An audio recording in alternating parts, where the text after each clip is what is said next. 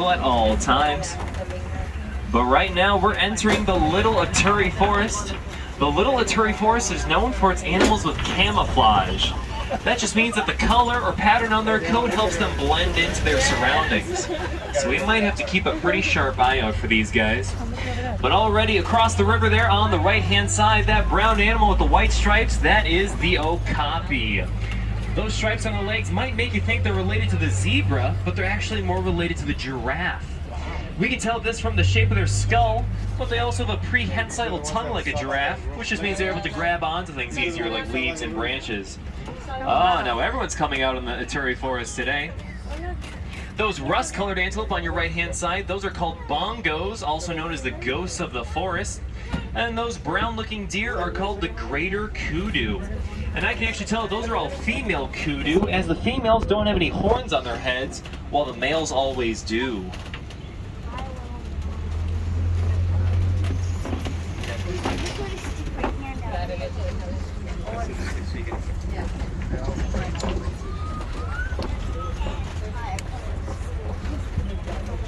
Now coming up on the left-hand side, just above this rock wall here, I do spot a black rhino.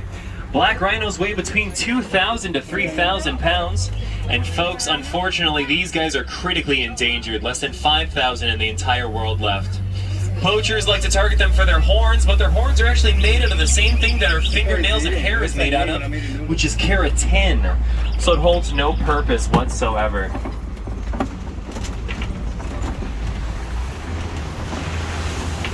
Now, like I said, these animals are amazing at blending in with their surroundings, so if you do see an animal, please feel free to call it out.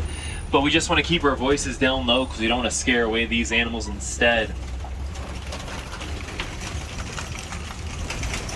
And right now we're exiting the Little Aturi Forest and heading to the Safi River, which is home to a lot more aquatic wildlife, like the hippo and the crocodile.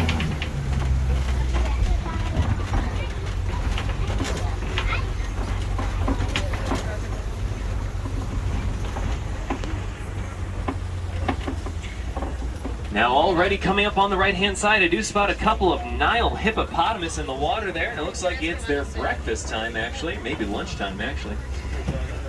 A group of hippos is called a bloat, so that's a bloat of Nile hippos. And hippos actually aren't the greatest swimmers. Instead, they more so walk or glide at the bottom of the riverbed there, because they're a little too heavy to float.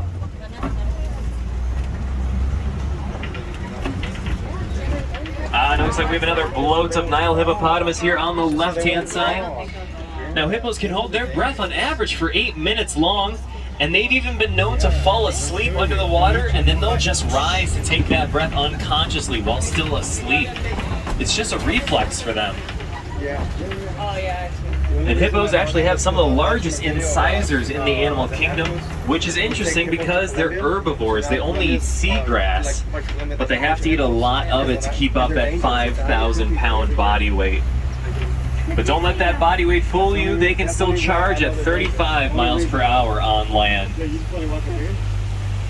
Now another animal you don't want to mess with is the Nile crocodile coming up on the left-hand side.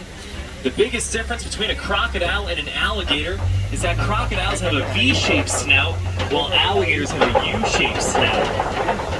Crocodiles also have those interlocking teeth outside their mouth that give them that crocodile smile. And the Nile crocodile, specifically like the ones we saw back there, have been known to reach 20 feet in length, so they are truly living dinosaurs. Now this waterfall does mean that we are leaving the Safi River and heading to the savannah.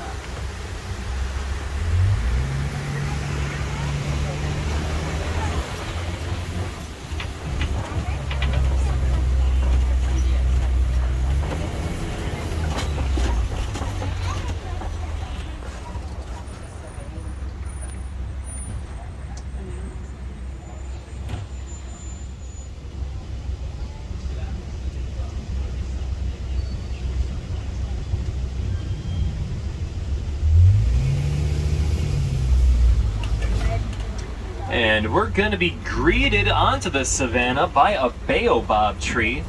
The baobab tree is gonna be this big bald tree on the right-hand side here.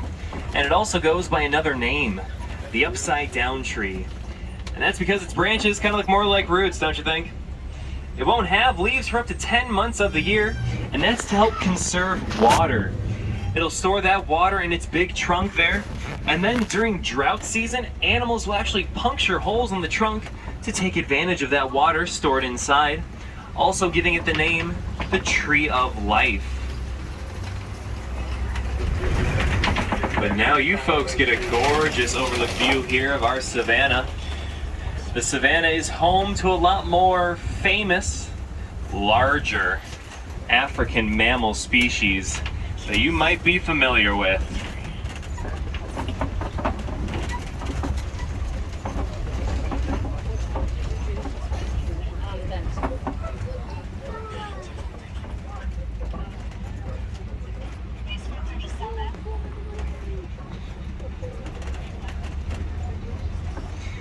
Now these massive horns on the right-hand side belong to the Ankole cattle, also called Watusi cattle, named after the Watusi people who first domesticated them. Those horns have been known to reach 6 feet in length, and they might look heavy, but they're actually hollow inside. And Watusi cattle are not actually used for meat in Central Africa. Instead, they're a sign of wealth. So the more Watusi cattle you have on your property, the wealthier you are.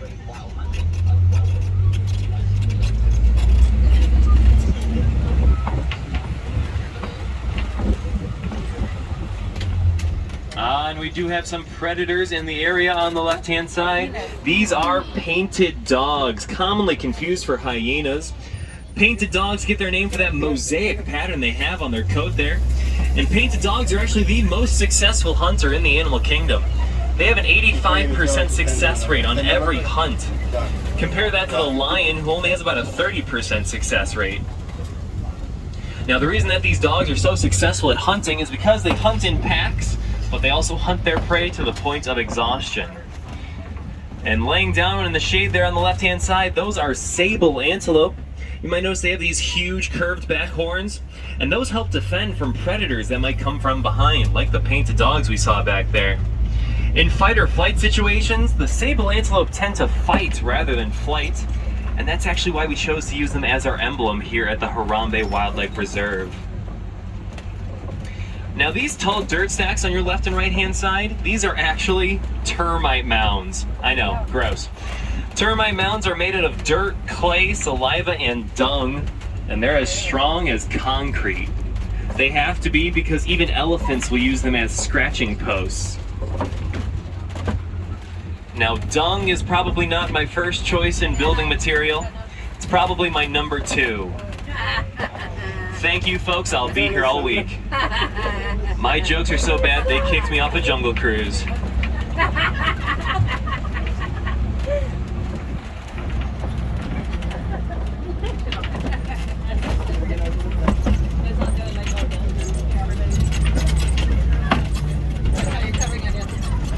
Looks like everyone's out on the safari today, so we're gonna start from closest to us to farthest away. On the right-hand side there, looks like we have a Hartman's mountain zebra. Hartman's mountain zebra is some of the smaller zebra species. As their name suggests, they live at the base of mountains, so they have these smaller, nimbler hooves, so that they're able to scale those rock walls easier. And every single zebra stripe pattern is unique to all of them, kind of like how our fingerprints are unique to all of us. It's a way of identifying everyone. And you might be wondering, Jordan, is a zebra black with white stripes or white with black stripes? And I'll be honest with you, it depends on the species.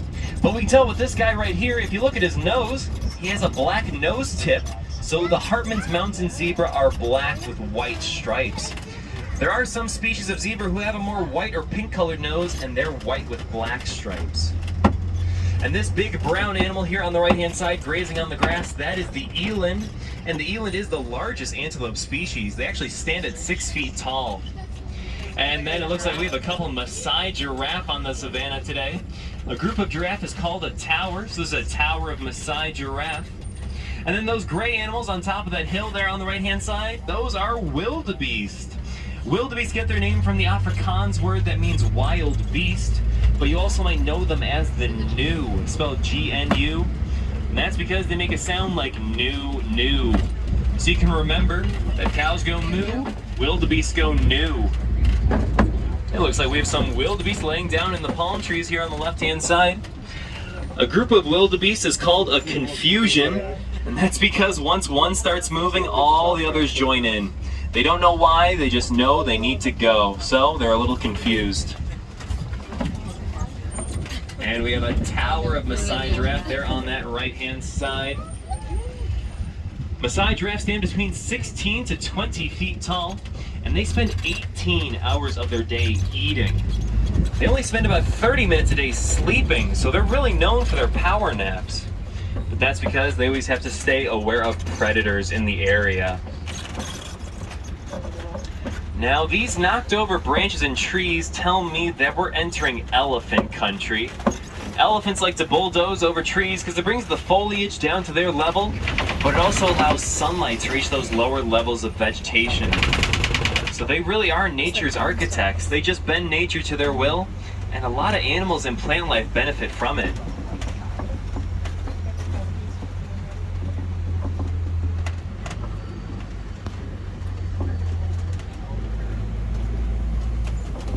All the way back there in between those rocks on the right-hand side, I do spot an African elephant. I am thinking that is a male African elephant, as the males are typically solitary after age 13, and I didn't see any others around him. But the males have been known to form the occasional bachelor herd. He's showing you his best angle, of course. But now, if you didn't like your view there, don't you worry, we're not leaving elephant country just quite yet. I'm gonna see if we can catch up to the rest of the herd. But now you might have known that elephants are afraid of mice. But we also found out through research done on this very reserve that they're also afraid of bees. They don't like that buzzing sound. And farmers in Central Africa were having a real problem with elephants. The elephants would stomp on their crops and eat their crops, and unfortunately, the farmers tended to retaliate against the elephants. So these researchers came together with these farmers, and they created beehive fences around the farmers' property. It's called the Elephant and Bees Project, and it had an 80% success rate of keeping the elephants away. Now that's actually a win-win situation there, because the elephants got to keep their lives, and the farmers got a new cash crop that is the honey that the bees produce. We love those conservation stories here on the reserve. And that's what conservation should be all about. It should be a win-win situation for everyone. Now I am still seeing evidence of elephants there on the right-hand side. Those are tusk marks dug into the clay there. The elephants like to eat that clay because it's so rich in minerals. It's like their way of taking a daily multivitamin. And I do think we caught up to the rest of the herd coming up here on the left-hand side. Now, elephants live in what we call matriarchies. That's where the females are in charge. Typically, the oldest and wisest female will lead the herd, and she's responsible for remembering all the best watering holes and food sources. And that's why elephants have such good memories. You might have heard the phrase, an elephant never forgets. And that's because they can't afford to. They have to remember in order to survive. Now get a good look at those massive ears they have there. Once the elephants start fanning those ears, they can decrease their body temperature up to 15 degrees. So they really have evolved to be in that hot African heat. And look at how she's using that trunk there. They use that trunk for everything. It's their hand, it's their nose, it's even their drinking straw. They'll suck up water through that trunk and then blow it into their mouth, and oh my goodness, we have an elephant playing in the watering hole. And this is exactly what I was talking about. They're using that trunk to throw that water on top of themselves to cool off in the sun. They're super smart animals. Now that trunk has over 40,000 muscles inside of it, so that means they have more muscles inside that trunk alone than we have in our entire body. Oh my goodness.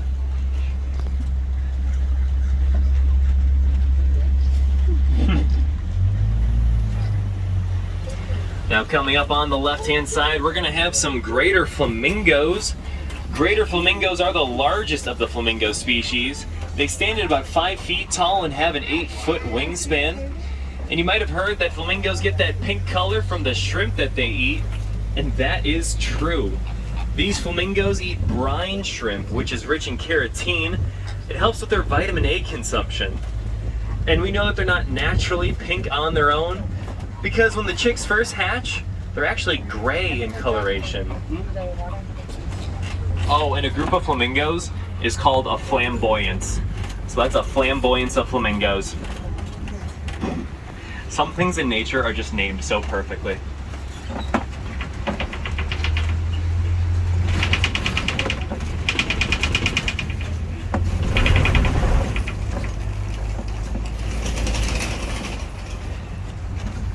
Now these mud pits like the ones on the left-hand side here were actually dug out by white rhinos here on the reserve, so we're going to keep our eyes out for white rhinos in the area. Rhinos love to roll around in the mud because it's a way of cooling off in that hot African sun, but it also helps clean them off. It gets rid of bacteria and other parasites, so by getting dirty, they're actually getting clean. And you can just think of a rhino as a big pig because they love to roll around in that mud all the time.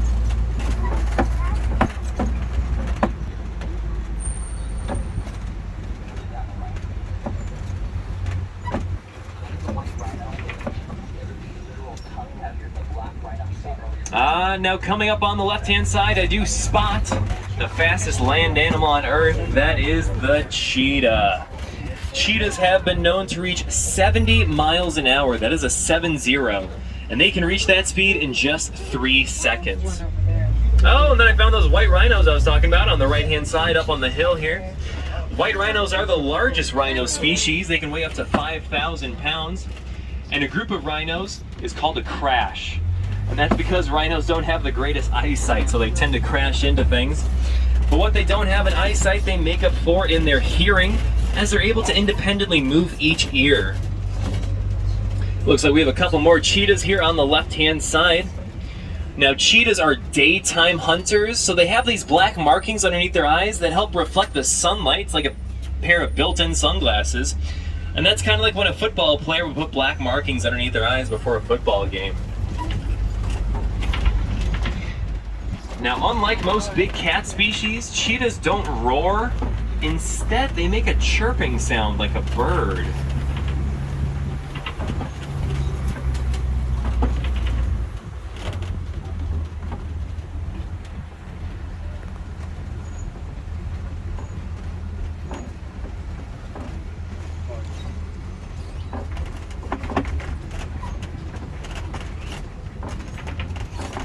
But one big cat that does roar is the lion coming up here on the left-hand side. Just as he's doing there, lions typically spend about 20 hours of their day sleeping. Sounds like the ideal life, right? That might make you think that they're lazy, but they're actually just resting and conserving their energy for their next hunt. The females do most of the hunting while the males do that stay-at-home dad work. They watch over the cubs, they guard over that territory, but the males have been known to participate in the occasional hunt. And lions are nocturnal hunters, so they're more active in the nighttime, which is why they're always sleeping during the day. And a lion's roar can be heard from up to 5 miles away.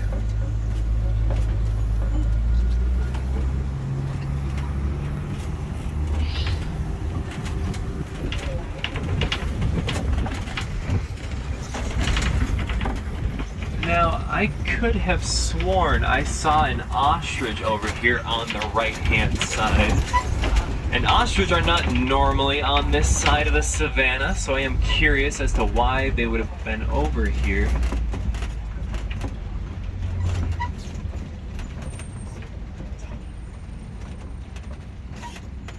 Maybe I am seeing things. But ostrich are the largest bird species, so I thought I would have been able to find them. But that also makes them flightless, as those wings cannot support that body weight.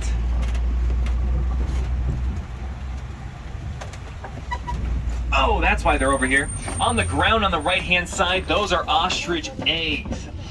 Ostrich eggs are super sturdy. You can actually stand on an ostrich egg and it will not break. I'm not kidding. A fully grown male ostrich weighs up to 300 pounds, and the males and females will take turns incubating those eggs, so it has to be able to withstand that weight. The eggs themselves are only about 3 or 4 pounds, but you can fit 24 chicken eggs in one ostrich egg. And now we're approaching the warden's post here. The warden is responsible for protecting all the animals here on the reserve, but the warden has been known to have some Nigerian dwarf goats around, and they're super handy to have on the reserve because they are nature's lawn mowers. They're able to eat a lot more toxic and tougher vegetation that a lot of other animals just can't digest. And these might look like baby goats, but these guys are actually fully grown. They're just known for their small size, giving them their name, the Nigerian dwarf goat. And if you'd like to pet some Nigerian dwarf goats, you can head on over to Rafiki's Planet Watch. You'll take a 5-minute train ride over to the affection section, and you get to pet some goats, pigs, and donkeys too. But now we have seen a lot of amazing animals here today. But these animals still do need our help in the wild. So some ways that we can help them out from home is by conserving our electrical and water usage. That can be as simple as turning off the sink while you're brushing your teeth, or turning off a light in a room you're not using. But we can also recycle. And we can recycle items like paper materials, plastics, and even your electronic devices. Your tablets, laptops, and cell phones all require a mineral called coltan to be made, and coltan is currently being mined out of Central Africa. Unfortunately, these harmful mining practices destroy these animals' natural habitats. So by recycling your electronic devices and allowing them to be reused, you're helping out animals like the African elephant and the white rhino we saw here today. But it looks like our safari is coming to an end. So if I have any wilderness